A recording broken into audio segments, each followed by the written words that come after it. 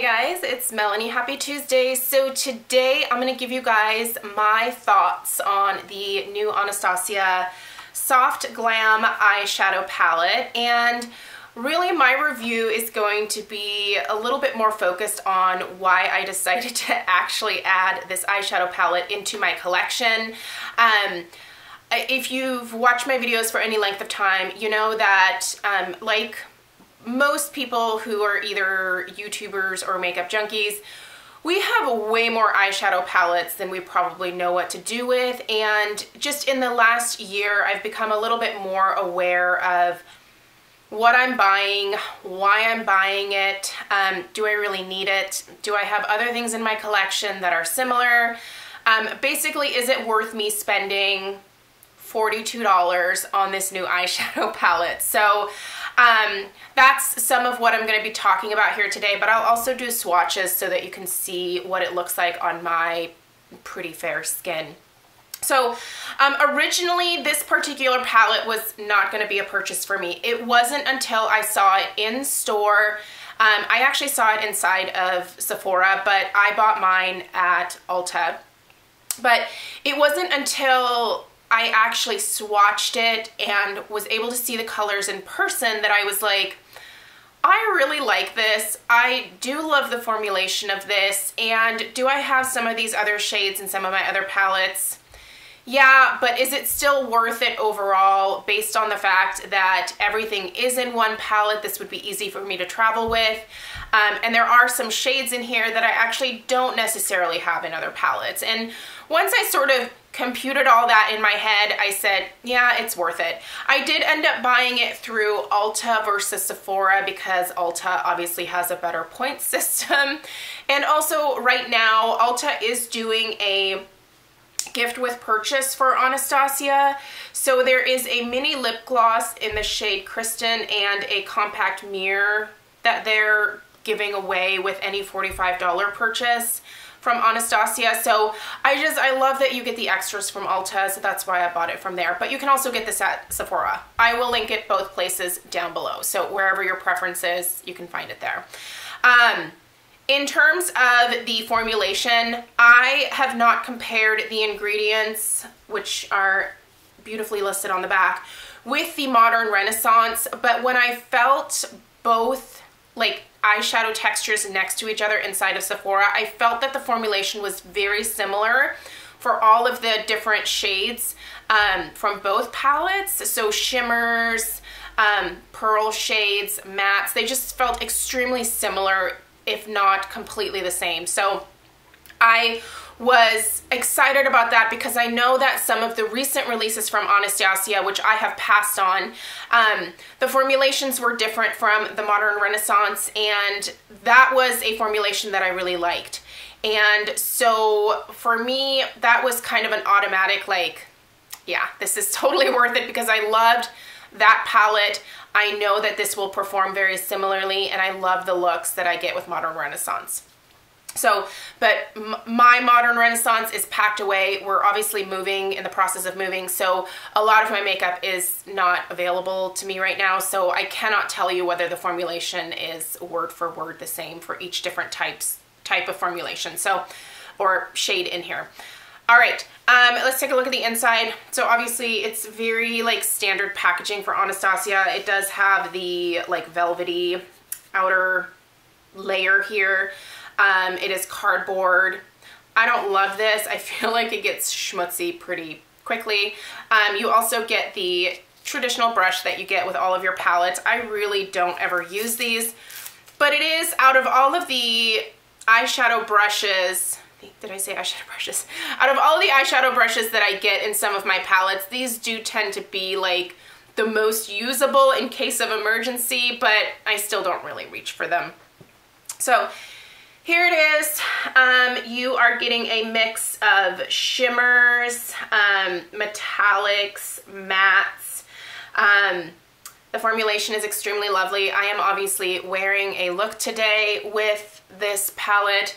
What I have on my lid is rose pink, And then I have a mix of Dusty Rose as well as Cypress Umber in my crease. And then I used Noir as my liner. I did, before I applied any of these other shades, go over my entire lid area with Tempera to set my Too Faced Shadow Insurance. So these applied beautifully. They're really insanely lovely eyeshadows to work with. You're gonna get fallout. If you are someone who applies your liquid foundation first, I would say probably do your eyeshadow first and then go back and do your like face makeup. I use powder foundation, so it's very easy for me just to take a fluffy brush like this and brush away the excess, which is what I did. That works just fine for me.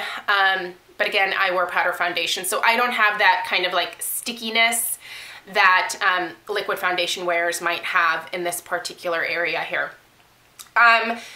These applied exactly the same way as the Modern Renaissance eyeshadows, so love it. I really do enjoy the color layout here. There are a couple of cooler shades that I really love. And I just think that the layout is really beautiful. I think that you can create an infinite number of either really natural everyday looks with this, or fun, kind of funky, colorful looks, or dramatic, smoky, you know, evening eye looks. I think that there is a lot to choose from in here and a lot of different pairings that you could come up with.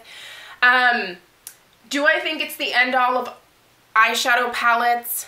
No, not for me personally. You guys know that I actually tend to prefer cooler toned shadows, but I don't have a complete aversion to warm colors, which is a fair amount of what you're getting here. I would say out of this entire palette, the only shade that I'm probably not going to use on any kind of regular basis is probably this bronze shade right here. I think it's really beautiful, but I don't know that this is the most flattering shade for me, so I'm just gonna go ahead and start swatching some of these on my arm. I think it's a very beautiful bronze shade, and I think most people who maybe don't have gray hair like I do could probably really pull this one off. I might still play with it, I'll let you guys know, but just kind of looking at it off the bat, that was the only shade that I saw that I was like, probably not gonna use that. The rest of these I totally see myself using, and you'll see various looks over the next couple of weeks with this palette in my videos, because I do think that I'm going to reach for it quite frequently. So I'm going to get started with the rest of the swatches here so that you can see them. I'm going to go across the top row and then obviously the bottom row here. So I do have a clean towel in front of me that I will be wiping my fingers off on. There's no lotion on my hands. There is no lotion on my arms. So whatever you are seeing is just the actual pigment, obviously. So let's start with first row here. So Tempera, Glistening, Orange Soda, and Rose Pink.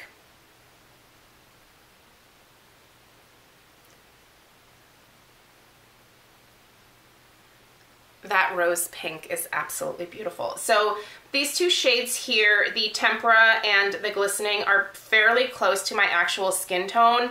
So I don't know that those are really going to come off on camera, but there you have it. I'm gonna wipe my fingers really well so that, and I've already done bronze, so this is gonna be Sultry and Mulberry.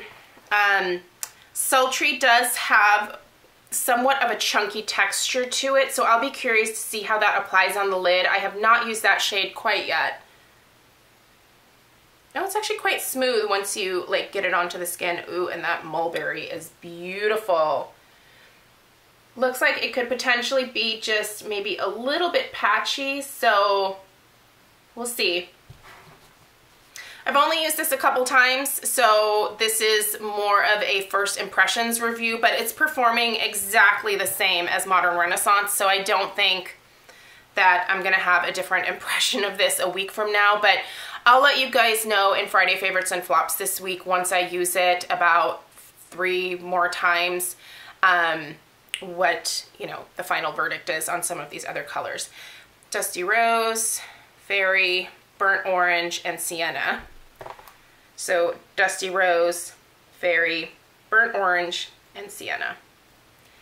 And, oh boy, okay.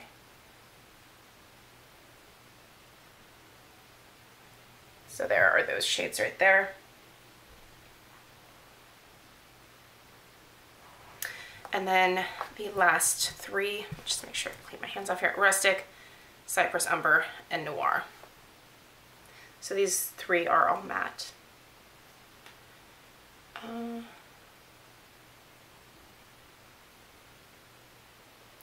That Noir is, it is black. It's very, very pigmented. So there's all the shades on my kind of pasty arm. I really don't have a lot of color to me right now. Not that I ever really do. I don't spend a lot of time in the sun outside, and when I do, I'm like SPF head to toe. But overall, do I think this is worth investing in? Yeah, if you have an interest in it. I think the quality is there. I think the performance is there. I think that if you don't already have shades like this that you can dupe in all of your other palettes, or you just want something that's convenient because you love this layout and this is something that you could easily pack for, you know, a weekend trip or an extended trip, yeah, I do think it's worth it. So for me, I'm glad that I have it in my collection. I have to be really careful with what I choose to purchase though. I am allowing myself between 4, maybe 5 palettes if something really special comes out this year. But for the most part, I'm actually trying to keep it to about 3 to 4 palettes with, you know, that one kind of mulligan in case something fabulous comes out at the end of the year and I've already purchased my 3 or 4 palettes. So I have to be careful because this definitely is one of those purchases. I'm not returning it. I'm gonna keep it. I'm gonna keep using it, and you guys will probably see it fairly frequently this year, especially I'm thinking in the fall. I feel like this is a beautiful fall eyeshadow palette here with these, you know, kind of rusty orangey shades. I think they're beautiful. I think this is also a great complement to the Modern Renaissance palette. And by the way, I do know that there is a little bit of overlap with some of the other Anastasia palettes. That is one piece of feedback that I would have, is that I wish that when makeup companies came out with new eyeshadow palettes that those particular shades are unique to each palette and that there is no overlap between the palettes. You know, like I think that Cypress Umber is in the Modern Renaissance palette. Didn't need another Cypress Umber, but it is a beautiful shade, so I will get use out of it. But I don't necessarily love that there is overlap. So think about that as well before you make your purchase. If there's too much overlap for you because you have a bunch of these palettes, it might not be worth it. So anyway, I'll link it down below. Go check out some other people's reviews. The reviews are really positive for this on both Ulta. I've got the Ulta one pulled up in front of the Ulta site.